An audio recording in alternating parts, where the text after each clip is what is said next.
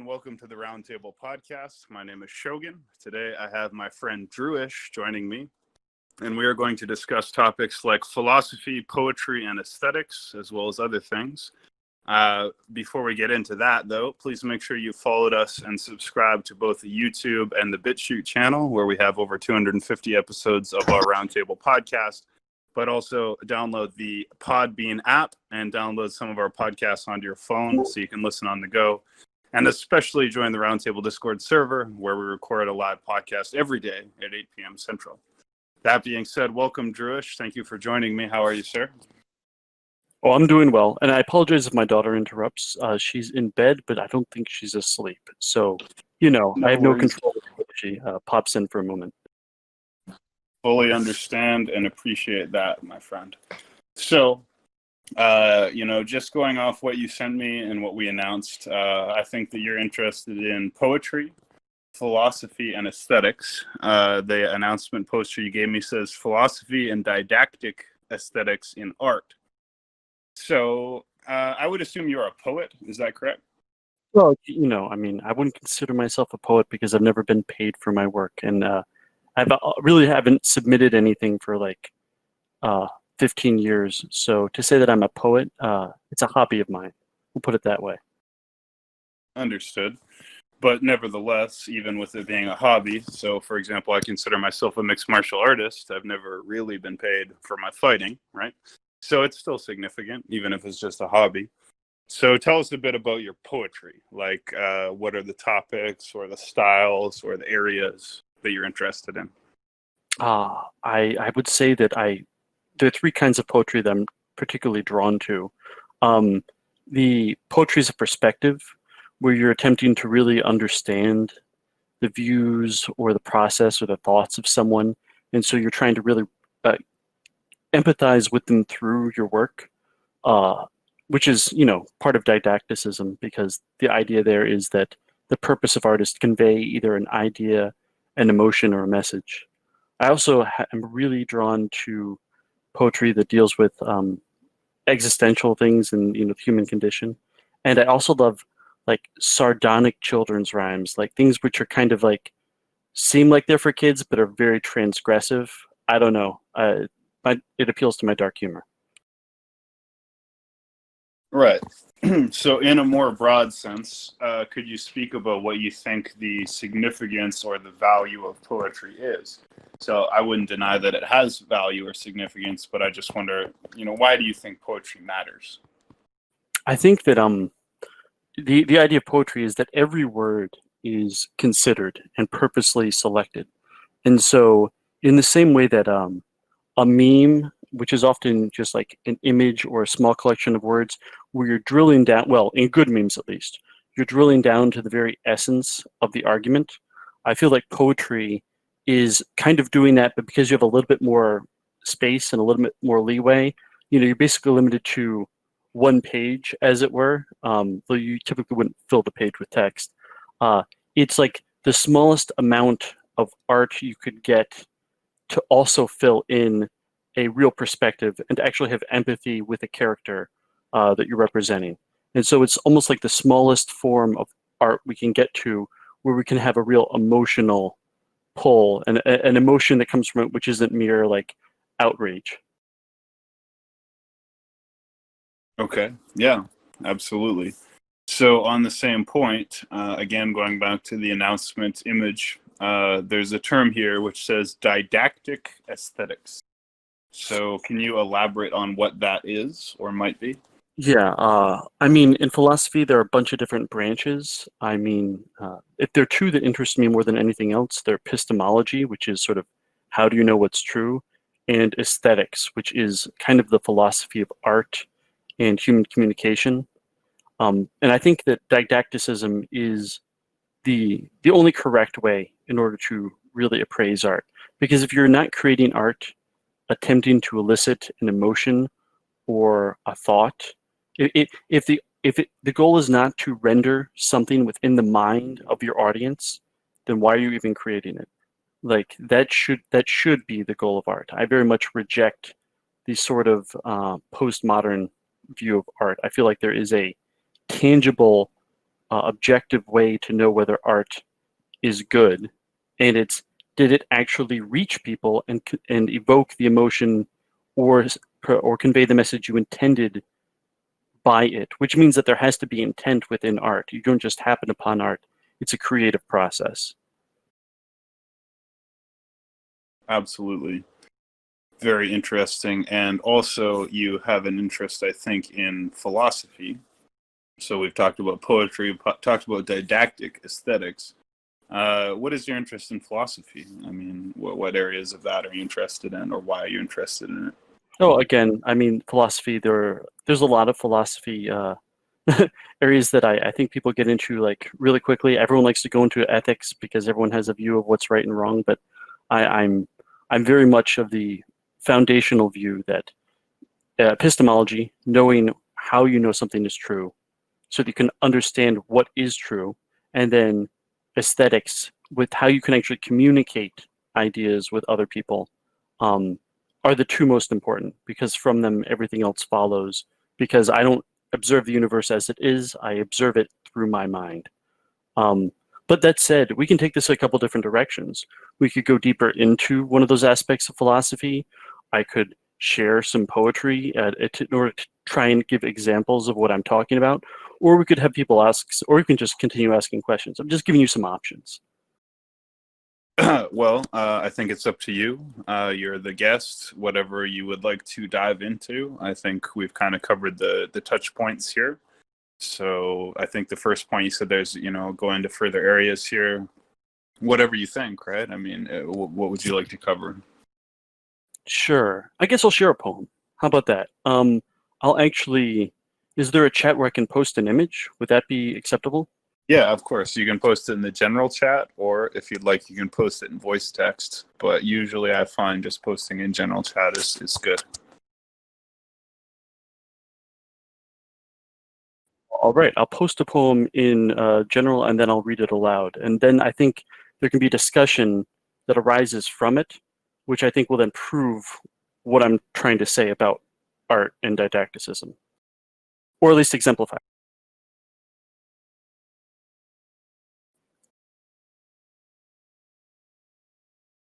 So recorded event chat. Well, you can use recorded event chat, you can use voice text, or you can use general chat. It's up to you. Just let us know what you decide. No, I was just saying I'm posting it to recorded event chat right now. So I was just letting you know where it would be. Sure. There we go. All right, so I wrote this poem in large response in April, shortly after everything locked down. So there's the context. For your own protection. Scratch marks, tracking dates. They cover walls which keep me safe. Monitors illuminate other inmates.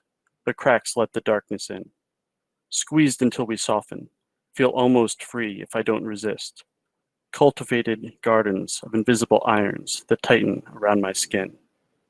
Heretics fight the herd. Pray to our jailers and repent. They will let all of us leave, I'm told, once the prison is within.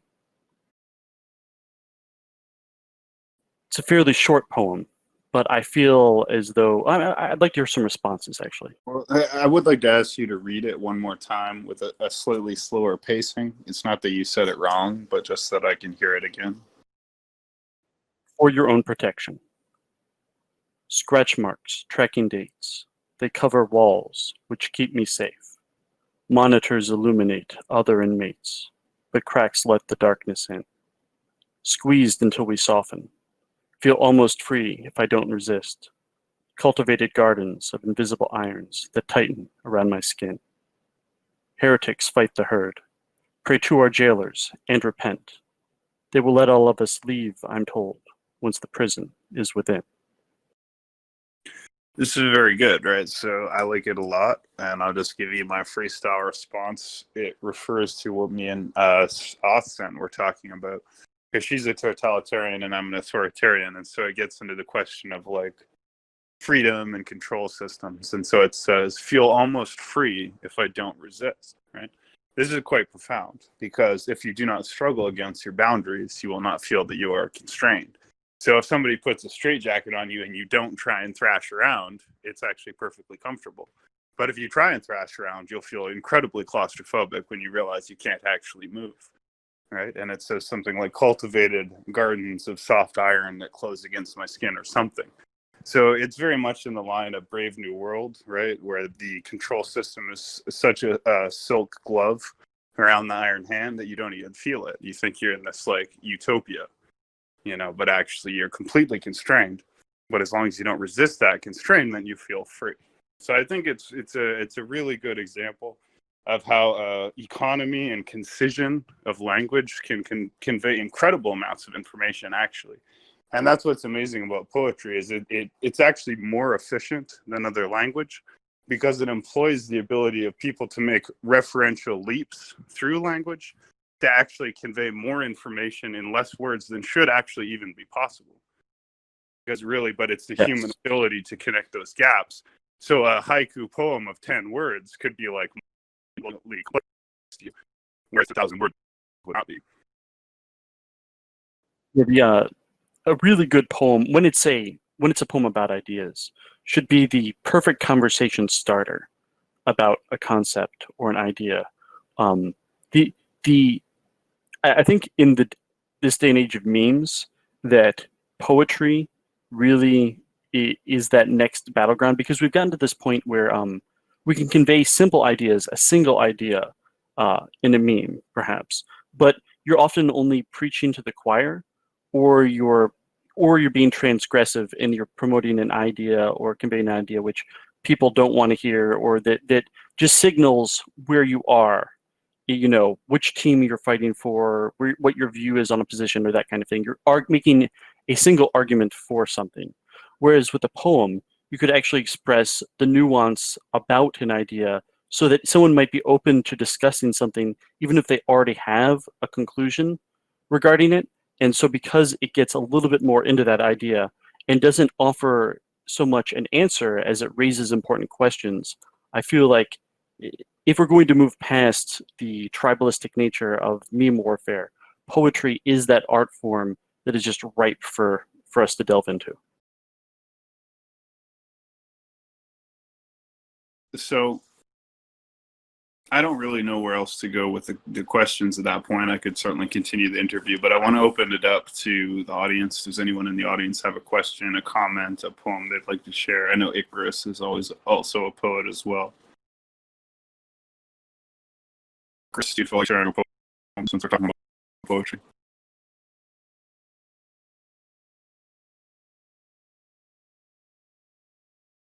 Perhaps not. Does anyone have a question, a comment? I really liked the poem. I liked it too. I thought it was a good poem. I thought it was really powerful, and just like you were saying, right? You almost were able to. I was almost able to feel the constraint while he was reading the poem. Feeling I could emotions. Sorry, didn't mean to interrupt. I could share other work, and I know that the conversation which led to wanting to do an interview was actually about more along the lines of epistemology, but I feel like that is actually better handled in the form of debate and discussion rather than an interview. So keeping with aesthetics and poetry in here, I can read more and share more work if people would like, but I think that would be great. Why don't you read a few more works, like however many more you want, and let's go with that. I think that'd be ideal. So whatever you'd like to read, whatever you feel would be relevant for you. I'll read one longer piece, and we'll see how people feel about that. This one is entitled Dead Hero's Homecoming. We said he'd be a hero, but all I see's a stone, a reminder of one less soldier, one more who's never going home. What's a medal to a man when it's one he won't receive? I'm sure his mother'd rather have her son than that medal and this grief.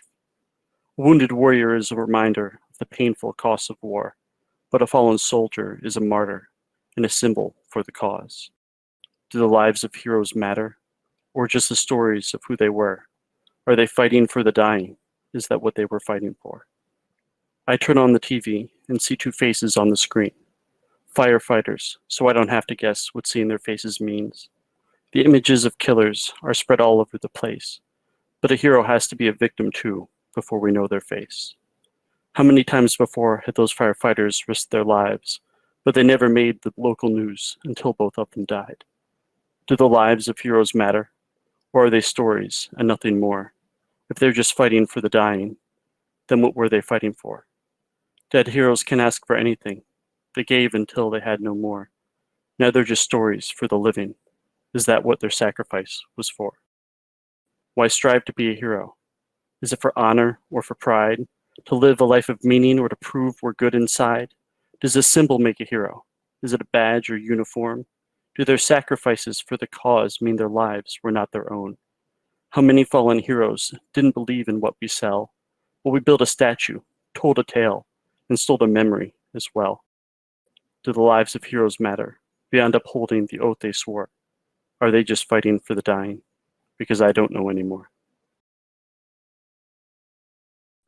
So what I'd like to say about this is, like, I also used to do poetry, and the poetry I did was much more just sort of expressing esoteric or obscure kind of states of mind that I was having that you couldn't really explain otherwise. But the interesting thing about your poetry that I noticed has like a political message, basically. And I think that's pretty convincing and compelling and well expressed. So your poems have like a ideological agenda, and that's good. That's a good thing.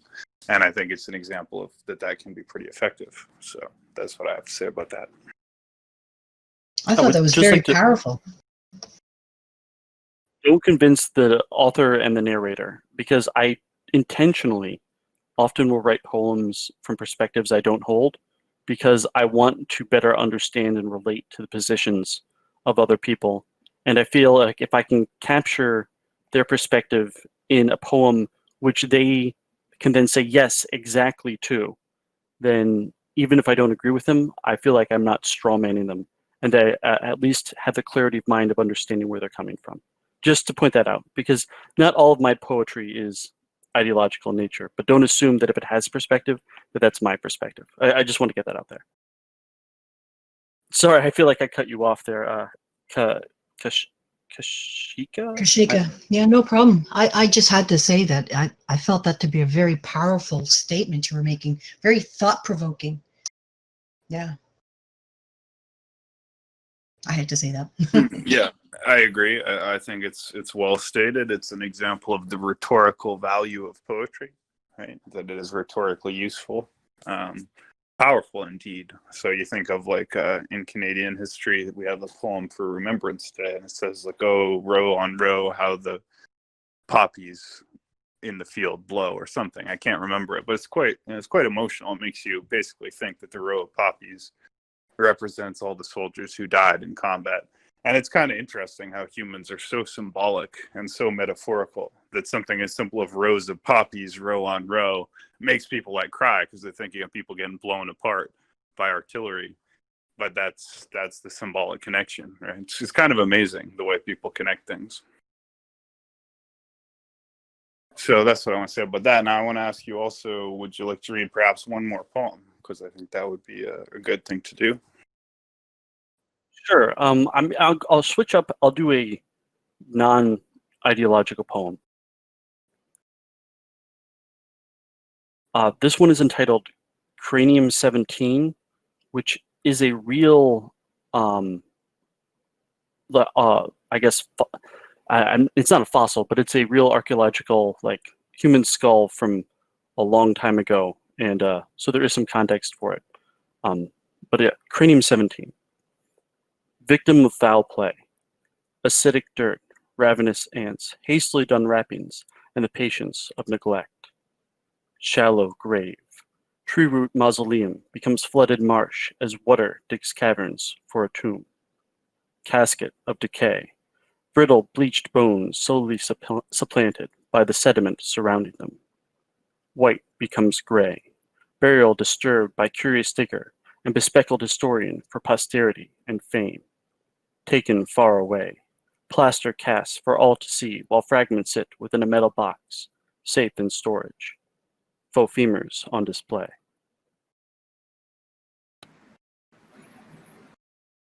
So That's this is not. go ahead. Were No, you it's saying fine. something? It's not an Well, ideological poem, obviously. if I understood it properly, it was an osteological or osteographic poem about bones, right? It was about bones. It was the story of these bones as we know them, but with, certain things had to be filled in. But it was basically the history of Cranium 17, if you will, in poetic form. Yeah. See, I like this a lot because I studied in university forensic osteology, which was how to study crime scenes based on bones. So you can actually tell how someone was murdered, what their race was, what health conditions they had from their bones, right? And I'm being kind of pretentious because I'm a little drunk, but people used to keep a skull and they call it a memento mori, which means a memento of death. So you keep the skull with you to remind you that you would die also. And people, the Agori, sleep on them and they use them as pillows, a skull. And yeah, your bones will tell a story. So everything, like what conditions you had, whether you worked out too hard and taxed your shoulders, you'll be able to tell that by looking at your bones. So it truly is a story that the bones tell, and that's why it's cool when they have mortuaries or ossuaries, compilations or collections of bones, especially the bones of saints. But now I'm just wandering, so let me shut up. If I could chime in for a sec. It's no secret I've read some of your poems before, and this one I think you get a lot of out of looking at it, and the alternating lines where you tell a story in a verbose way and then recap in a very with very good economy of language, just a few words. It's sort of like two different poems interlaced together. I really like it. I mean, I can paste the image if you feel like that would be helpful. I'll do that afterwards, though.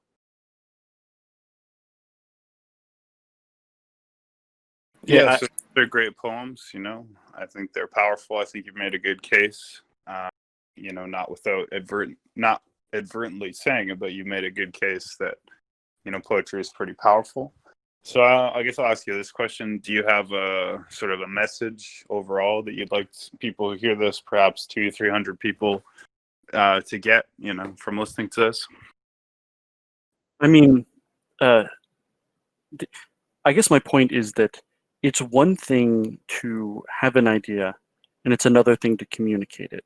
And if there's anything which the internet has largely favored and led to, it's the sort of blood sports debate, which has its place. But oftentimes, poetry forces you into that economy of words. And as a result of forcing you into really thinking about every word, it forces you to get your message down to the most effective means and way of communicating it. And that's what we need right now, because there's always so much content. We're not running out of content. What we do want is denser, more thought-provoking content. What we want are ideas expressed in ways we can understand, which we can relate to, which we can share. And poetry is an art form that is ready for us to use. What do you think of poetry as a means of clarifying your own ideas, not even needing to express them to other people? I mean, it's useful to me, but I don't know that I wouldn't assume that other people's minds work the way mine does.